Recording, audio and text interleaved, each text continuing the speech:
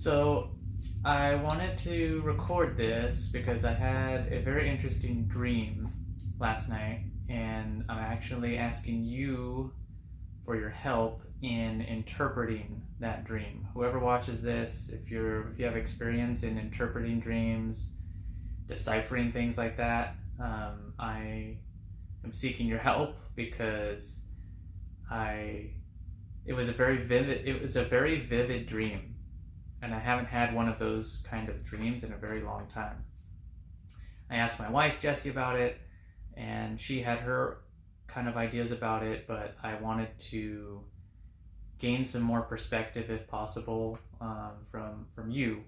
So if that's something you're up for, let me know in the comments. Reach out, and I will gladly accept your opinion on what I'm about to kind of describe for you. So I have my handy dandy notebook here, and I have some notes that I wrote down because when I wrote this down, this was about just shy of 4 in the morning. So it was still fresh in my mind, and I wanted to get it written down because it was all over the place. So I'll just jump right into it. So the dream starts. I'm in this big hilly field. It's like in the shape of a football field, but there's kind of hills and bumps kind of scattered throughout, and then there are trees like I don't know what kind of trees they are, like sycamores maybe. They're not pine trees or anything big like that. They're really like low to the ground, like maybe 15-20 feet high max, like orchard kind of trees, I guess, and they're lining both sides of the field. And I'm a volunteer, I guess, for a youth football game, and so I'm hanging out, and I'm working with the kids and all that stuff. And there's this like grandma that's throwing the football to some of the other kids, to like practice. What the hell was that? Oh, that was Harley's tablet. My God. Okay, I'm not even gonna bother editing that out. That was jarring. Okay, let me continue. So this grandma is throwing the football to these kids, and man, she is throwing with some heat. She's like zipping the ball like she has an arm, dude. And I couldn't help but like comment on it with her, and we were like having like this awesome conversation, and that was an interesting part of the dream to start with, right? But as we're joking around, that part of the dream starts to kind of transition into a soccer field where everything is more flat. There's no trees. There's more like parking lots and a couple of buildings surrounding this soccer field. There's no bleachers. There's no stands. It's not a stadium. And there's this huge soccer game being played. And I'm talking like, it's not a standard game where you have, I don't know how many players. It's like 10 on 10, I think, is a standard. Maybe I'm wrong. Let me know. But anyways, it's dozens of people playing on the field at the same time. Like, I'm talking like multiple dozens.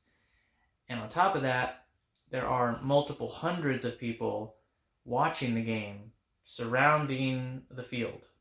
So it's hard to see what's going on in the game itself. I'm looking around, and it's packed. It's full of people. Like, yeah, not that much room to maneuver around. As the game progresses, a lot of like fights and arguments start to break out throughout the crowd. So it's starting to get a little intense for me.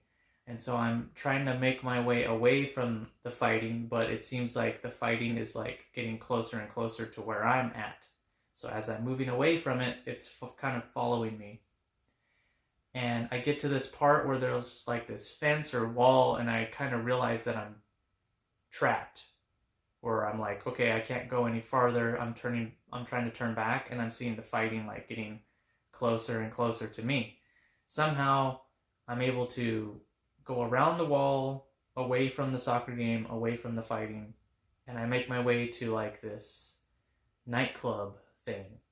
And there's this punk rock show going on, so I go in to check it out and, you know, get away from all that stuff that was going on with the game.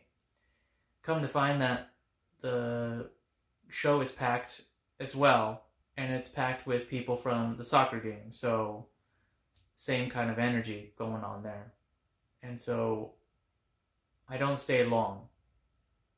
I guess in my mind I'm like, yeah, it might pop off again in this place. And it's not like the soccer field where you have a little more room to at least run in any direction. You're in an enclosed space. So I make my way out of there well before the concert's over. The band wasn't actually good. Like, I can remember the music. I was like, yeah, this band kind of sucks. So I made my way out before anyone else. And I realized that my car is parked on the other side of the soccer field. So I have to navigate through the sea of people that are still there. It's like, think of like a flea market, but there's no structure at all. Like, there's no like rows of like tents or anything like that. It's sporadic. It's all over the place. It's quite literally a maze of people, a maze of tents and awnings and things like that. So it was really hard to get from where I was to the other side where my car was. But I'm able to get there, no issue. When I get to the parking lot, I'm walking up to my car and I realize it's my first car. It's the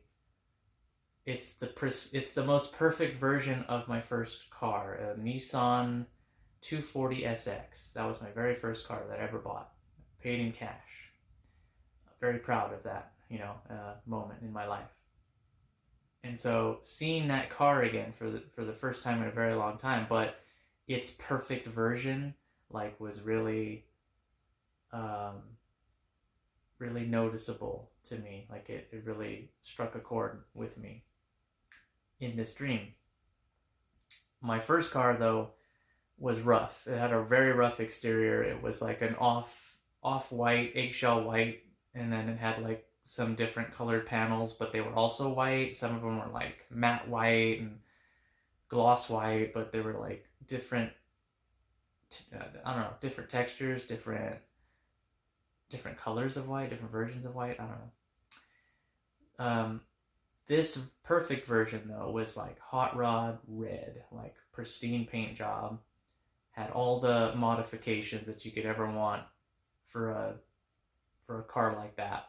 Like, big spoiler in the back, matte black racing rims, like really slick tires. And then I get into the interior of the car and it's a pristine, immaculate interior. Like, I'm getting into this bucket seat and it's like perfectly shaped to my body, like a racing seat would be, So it feels good to be in the seat. Gripping the steering wheel feels amazing. Like I don't know how else to describe it. It's just, it feels perfect.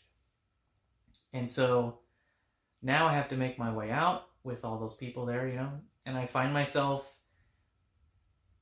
if you can, I'll try to make it make sense. I'm basically driving through, making my way through the parking lot and the crowds and all that stuff, and I somehow end up back into the nightclub, and the view has now changed to like an RC car kind of view where you're like looking from the floor up, and so I'm driving through the nightclub, navigating my way, and I'm like bumping my car into the door to like open it to get back to the outside. And so let me get a sip of coffee there. Trust the process. That's the mug I'm using today. Anyways, so I make my way back outside, and I hit the road. I'm on my way home. Hit the freeway, get on the freeway, and I'm not driving freeway speed. for some reason. I'm just kind of cruising, and I'm watching all these cars just pass me by. At one point, this woman on a bicycle passes me on the freeway. Like, she's going freeway speed. She's hauling ass. But I'm like in the slow lane, basically, just, just puttering along, I guess. And so at that point, I realized, well, yeah, I need to pick my speed up. I need to open her up, get up to speed. So I feel my foot start going into the floorboard as I'm like pushing down on the gas. And so my car is responding perfectly to it, and I'm gaining speed, and it's quick and responsive, and I'm like connected to the road, connected to the car. Like, everything feels good, to the point where I start to, I guess, astral project above the car. Like, I'm still driving on the freeway, but myself is above the car on the freeway as we're traveling. And so I can look down and I can see my car on the freeway. And I still feel connected to the car, almost as if like I'm like holding on to the spoiler of the car itself. But I'm almost 100 feet in the air, it feels like. Like I'm flying at this point. And I think at that point of the dream, I start to realize the situation of me being in the air versus being safe in the car. And at that point, I start to tell myself to start slowing down, start backing it down. Let's get back to safety. And as I'm slowing down, I'm like slowly coming back towards the car. And as I'm coming back towards the car, I'm intently focusing on the car. Like, it's a very narrow view of me looking at the car as it's getting closer to me. And I guess in realizing like the reality of the situation of like, if I'm holding on to the car but I'm somehow stretched 100 feet away from the car, like I'm gonna run into like a bridge or a overpass or something, and that's gonna end poorly for me. So I guess that's what caused me to kind of jump back into the reality of, okay, let's come back to the car and let's get back inside the car and be safe, as opposed to flying. So that part of the dream is probably the main part of it that I really focused on just before I woke up, because that's what caused me to wake up finally, was coming back towards the car. But that was the freshest part of the dream in my mind, where I was like, wow, I was flying. It felt like I was weightless, like I was being towed by the car. I wasn't holding on to the car, even though that's kind of how it felt. It kind of almost also felt like I was being towed. Like the car was pulling me as I was like gliding, kind of like was it parasailing, I think, where the boat tows you and you're in the parachute and you're like kind of floating in the air, as it's going along the water. Kind of felt like that. And if the line snapped, then I'd be free of it. I wouldn't be towed anymore. I'd be floating away, flying around. And maybe that's what caused me to jump out of that dream and wake up. But yeah, it was very, very much all over the place. Let me know what you think about that, because that's one that I'm very much anticipating, like multiple interpretations. I mean, there's so much to go over in that dream. Like, I mean, Jesse was like trying to look up like the basics of the dream, like like playing soccer or volunteering, things like that. But I wasn't playing the game. I was watching the game being played with all these other spectators around me.